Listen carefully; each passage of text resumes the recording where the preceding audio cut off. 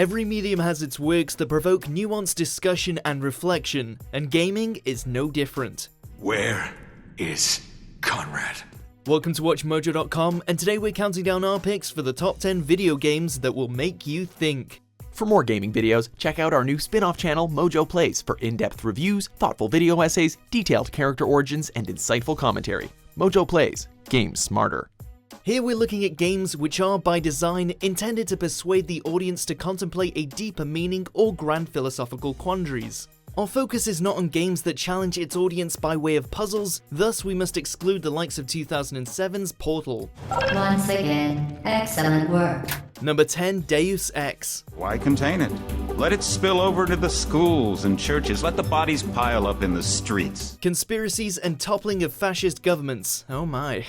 The original Deus Ex arrived on the scene bearing a deeper emphasis on philosophy and socio-political theory than many of its peers, but it handled such subject matter with great aplomb. A bunch of pretentious old men playing at running the world. Players took the role of fresh-faced United Nations operative J.C. Denton, whose role shifts from the loyal government employee to resistance fighter as the winding narrative unfolds. Denton's status as an outsider slowly drawn into world affairs allows Deus Ex to explain and expand upon themes of government overreach, the threat of unchecked corporate machinations, and the necessary extremes of revolutions. We've had to endure much, you and I, but soon there will be order again. Number 9, Braid. Built to resemble the classic side-scrolling platformers of yore, Jonathan Blow's Braid uses players' fondness for the genre to his advantage. The game's examination of how time manipulation can be implemented into a variety of puzzles serves to draw the player in, leaving them receptive to the game's deeper themes.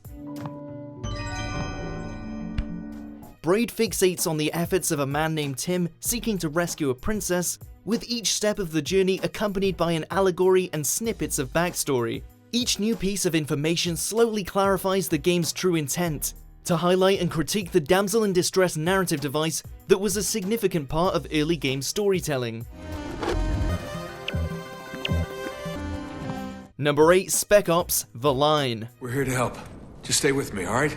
At first glance, there doesn't appear to be much remarkable about Game Studio Jaeger Development's 2012 reboot of the Spec Ops series. It's initially framed as a typical military shooter set in Dubai, and then the curtain drops to reveal a much nastier, more pointed game. Phosphorus.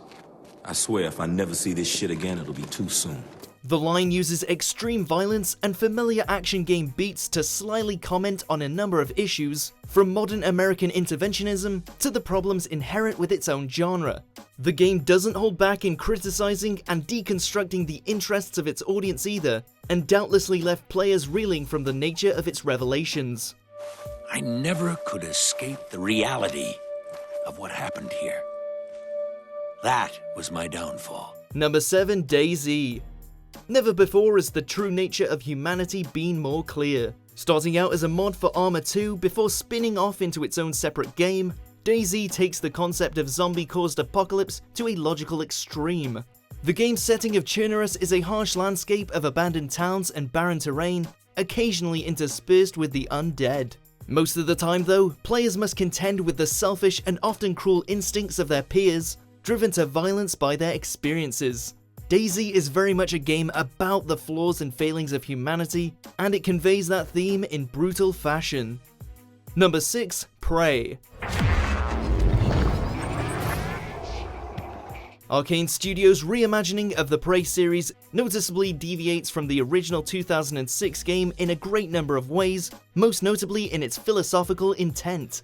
2017's Prey uses the freeform role-playing design of works like System Shock to craft a world and a narrative rooted in questions of identity, the limits of human morality, and other existential crises. We've been testing a new kind of neuromod based on the Typhon organisms, mapping their neural patterns onto ours. Be it in the choice of upgrades, or in deciding between compassion or contempt, Prey centers itself on exploring player interpretations of lead character Morgan Yu.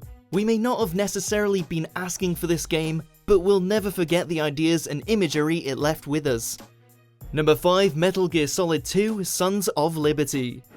Jack, I never thought I'd see you again.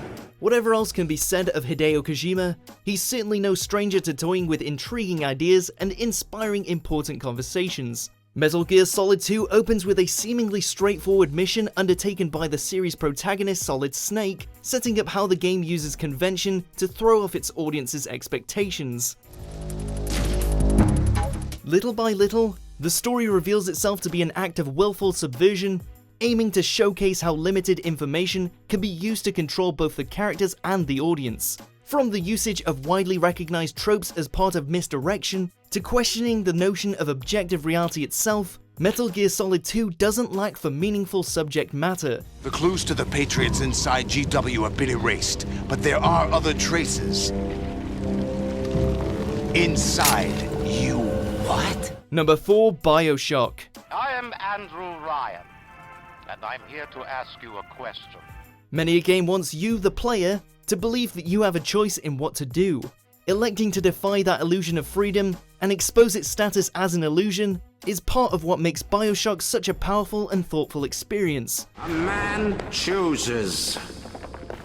A slave obeys. Every moment spent in the decrepit ruins of the underground city of Rapture reinforces a sense of manufactured liberty of a more restrictive and controlled world lying in wait. Important questions about player agency in games and the manner in which a narrative is used to manipulate an audience take center stage, especially as BioShock builds to its famed twist. Nothing can ever be quite the same after this. Would you kindly? Powerful phrase. Number 3, This War of Mine. Inspired by the siege of Sarajevo during the Bosnian War, This War of Mine evokes feelings of horror and dread at every turn. It puts you in command of a group of survivors and asks you to keep them alive, be it by digging for useful items or raiding homes for supplies. Every moment and every choice has to be weighed carefully against the needs of the survivors, with personal morals crashing up against issues of resource management and the cost of survival. Experiencing the pain of losing allies amid an increasingly desperate situation isn't exactly fun, but it does help to raise awareness for what real wars do to our fellow humans. Number 2, The Stanley Parable. Orders came to him through a monitor on his desk, telling him what buttons to push, how long to push them, and in what order. Sometimes having fun and having a point are goals that can operate hand in hand.